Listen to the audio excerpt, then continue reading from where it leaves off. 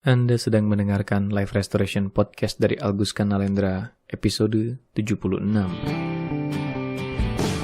Selamat datang di Live Restoration Podcast, inspirasi restorasi kehidupan dan transformasi diri untuk membantu mendesain kehidupan terbaik yang layak Anda dapatkan sesuai jati diri otentik Anda. Live Restoration Podcast menghadirkan berbagai inspirasi restorasi kehidupan dan transformasi diri yang juga diadaptasi dari kisah nyata para individu yang menjalani program terapi, konseling, dan live restoration coaching bersama Coach Agus Kanalendra. Halo para sahabat sekalian dimanapun Anda berada. Kembali berjumpa bersama saya Agus Kanalendra di Live Restoration Podcast.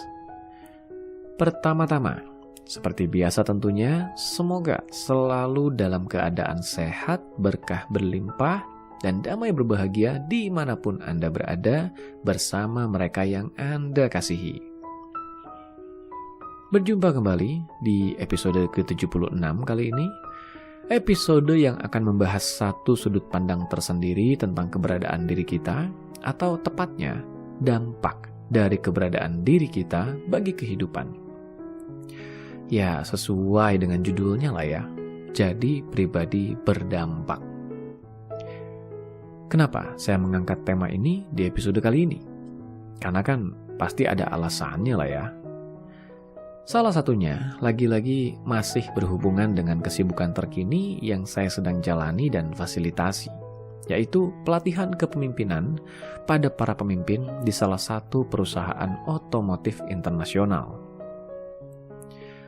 Yes, bagi Anda yang mengikuti perkembangan media sosial saya dari waktu ke waktu, pastinya menyadari bahwa aktivitas terkini saya sampai akhir Juli nanti, selain tetap aktif memfasilitasi sesi terapi dan konseling bagi klien individual, yaitu saya sedang cukup sibuk memfasilitasi pelatihan atau in-house training bertemakan kepemimpinan di sebuah perusahaan otomotif internasional. Seberapa sibuk? Jangan ditanya lah ya. Sibuknya benar-benar deh. Karena waktu benar-benar tersita luar biasa untuk memfasilitasi program ini. Sambil juga menjaga aktivitas memfasilitasi layanan bagi klien individual. Bahkan sambil juga menjaga konsistensi agar isi dari inspirasi yang dibagikan di media sosial tetap terjaga. Terbayang kan riweuhnya? Riweuh itu sendiri istilah dalam bahasa Sunda yang kurang lebih artinya repot, rusuh, atau banyak yang harus dikerjakan, atau sejenisnya lah ya.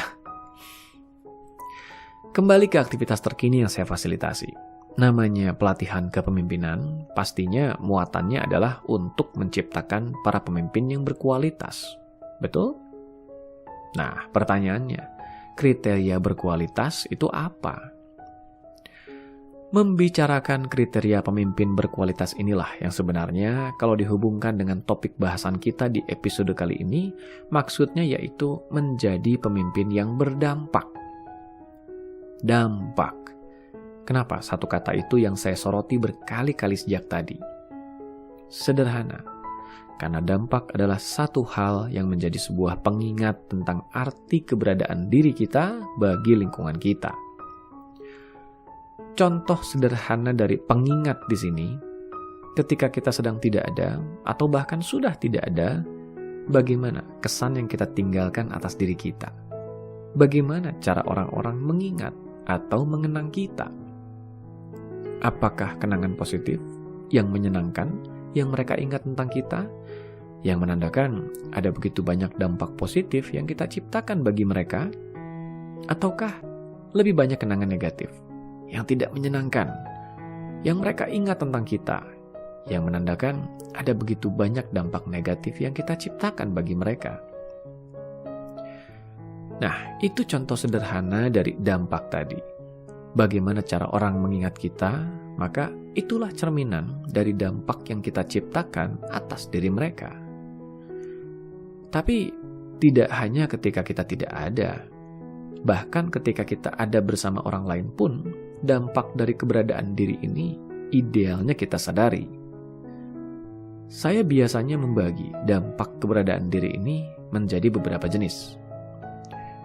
Ada orang-orang yang ketika mereka ada, maka lingkungan merasa senang karenanya. Mereka merasa berbeda. Ketika mereka tidak ada, maka lingkungan merasa kehilangan. Seperti ada yang hilang atau ada yang kurang dari tidak adanya mereka ini. Ada juga orang-orang yang baik mereka ada atau tidak ada perbedaan signifikan yang dirasakan orang-orang di lingkungan itu. Ini yang seringkali dikatakan ada dan tidak ada, ya tidak ada bedanya. Tapi ada juga orang-orang yang ketika mereka ada, justru lingkungan merasa tidak senang dan malah risih.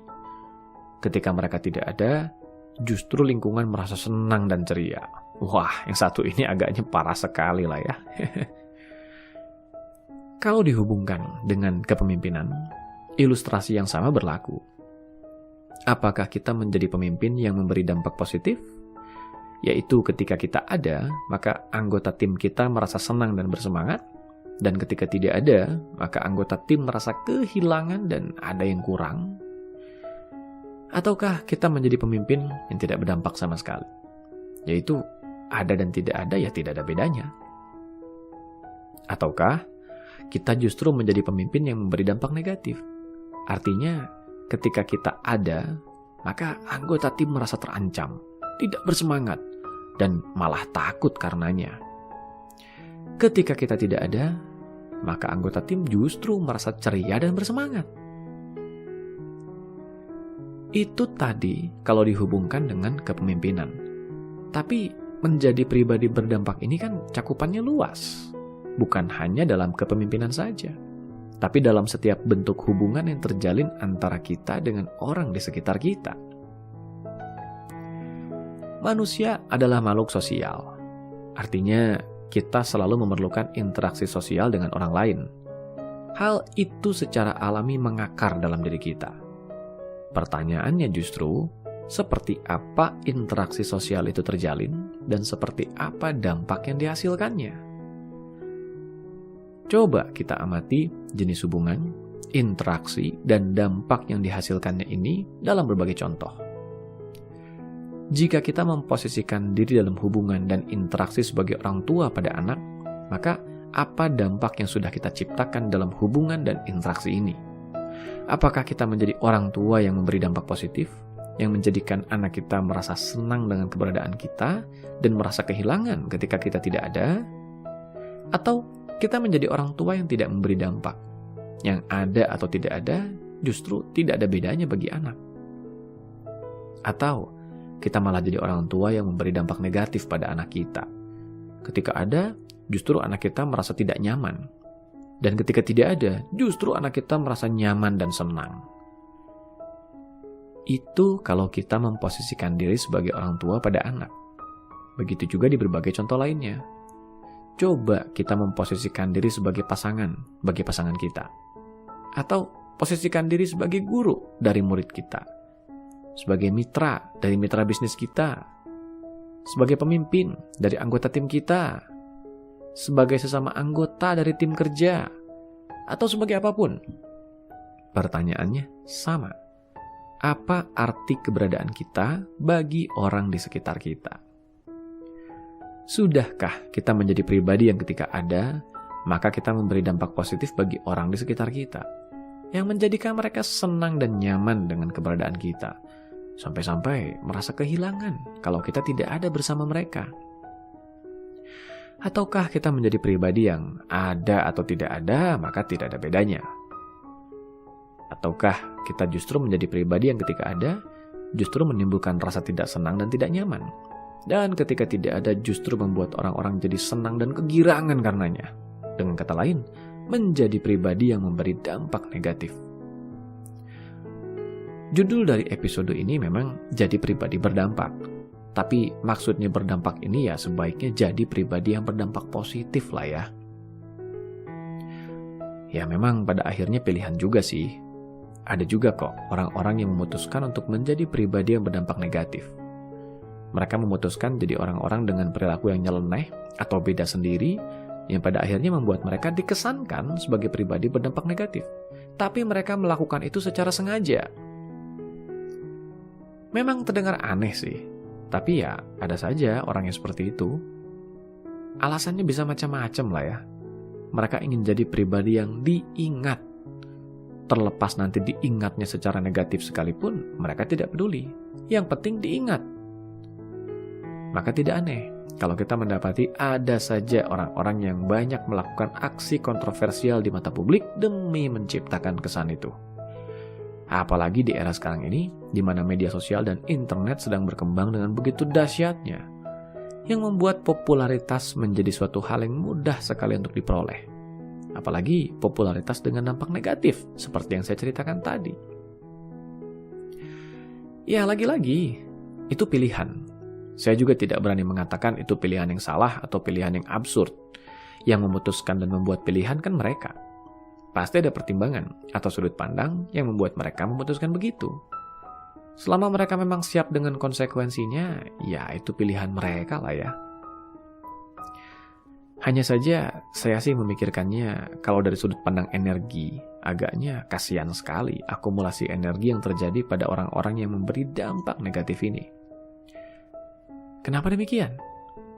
Ya, agaknya Anda sudah familiar lah ya, bahwa di podcast ini saya sudah berkali-kali membahas atau menyoroti keberadaan dari energi. Bahwa alam semesta ini terdiri dari energi. Dan kita sendiri adalah makhluk energi. Dan dalam keseharian yang kita jalani pun selalu ada interaksi energi yang terjalin antara kita dengan kehidupan di sekitar kita. Untuk lebih jelasnya mengenai konsep dari energi ini, Anda silakan temukan di banyak bahasan yang tersebar di beragam episode yang ada di podcast ini lah ya. Saking banyaknya, saya juga sudah tidak terlalu ingat di bahasan episode mana saja saya pernah mengulas bahasan energi ini. Kembali ke pemikiran tadi. Kenapa dari sudut pandang akumulasi energi, saya mengatakan kasihan pada mereka yang memberi dampak negatif bagi lingkungan ini? Begini. Karena manusia adalah makhluk energi. Dan dalam keseharian yang kita jalani pun, interaksi energi ini selalu terjadi. Salah satunya dari pengerahan atensi atau proses berpikir yang kita lakukan. Berpikir adalah proses mengerahkan atensi.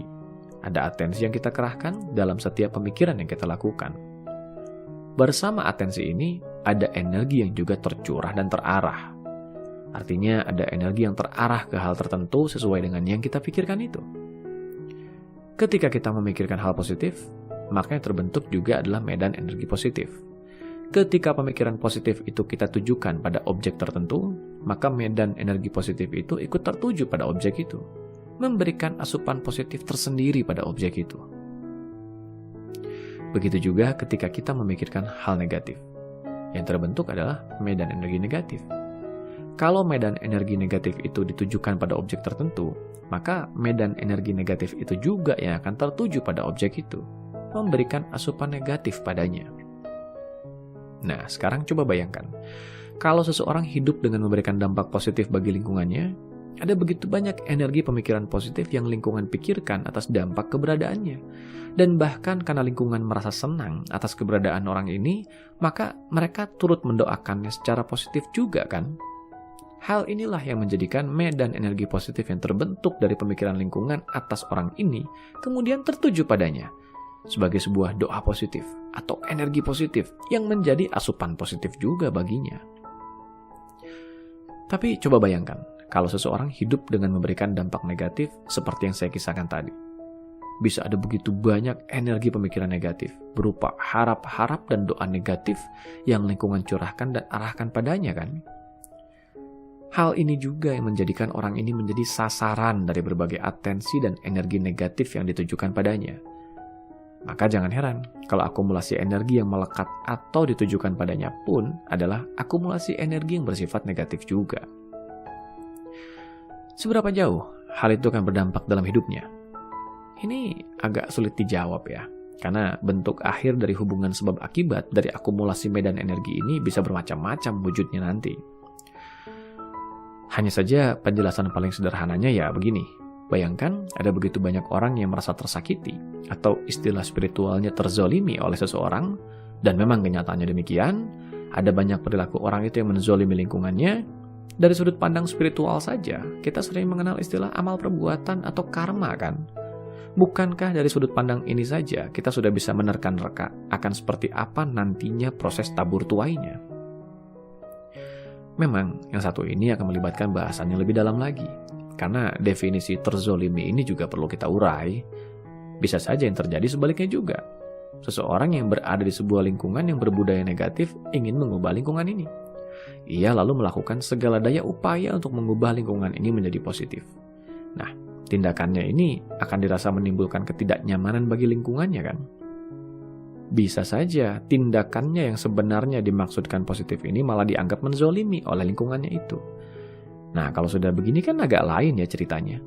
Kita jadi perlu mengurai dulu detail-detail persoalannya untuk bisa mengetahui siapa yang sebenarnya menyakiti siapa dan apa jenis medan energi yang terbentuk dari peristiwa ini.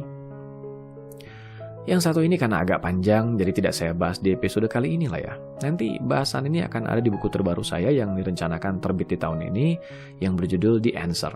Nanti silakan Anda temukan di sana saja pembahasannya. Kapan bukunya ini terbit?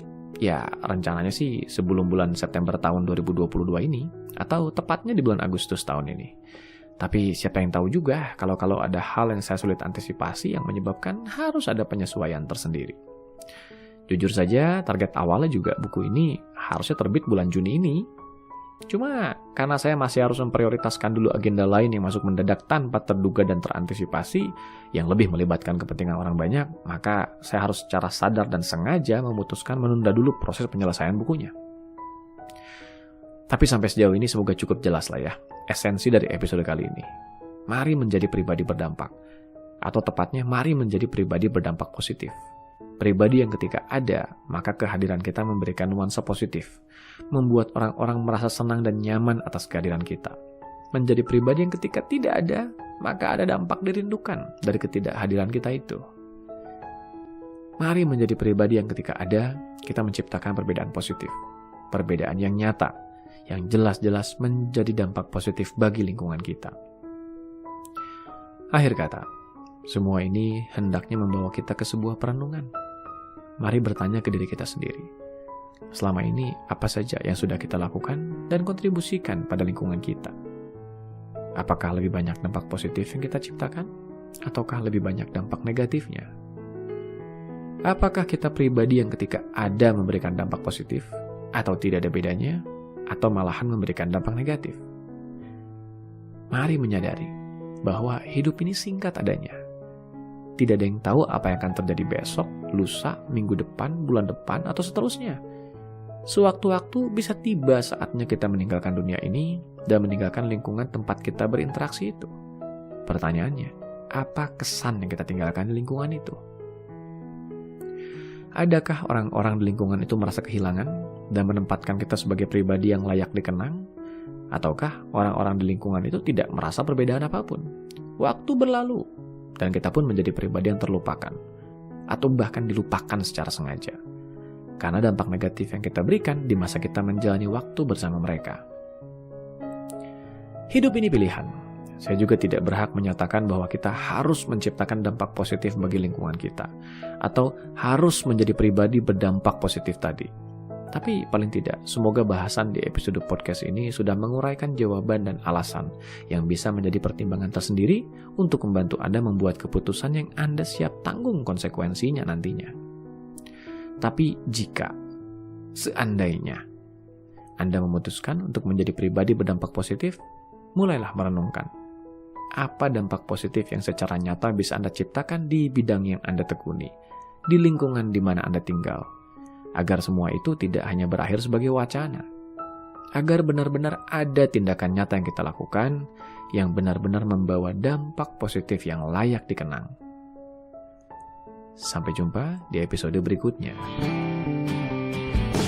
Dapatkan lebih banyak inspirasi restorasi kehidupan dan transformasi diri dengan ikuti Instagram @alkuska dan YouTube channel Alkuska Nalendra. Kunjungi juga website www.alkuska.com untuk temukan lebih banyak informasi menarik lainnya, termasuk untuk memesan layanan profesional bersama Coach Alkuska Nalendra untuk membantu mendesain kehidupan terbaik yang layak Anda dapatkan sesuai jati diri otentik Anda.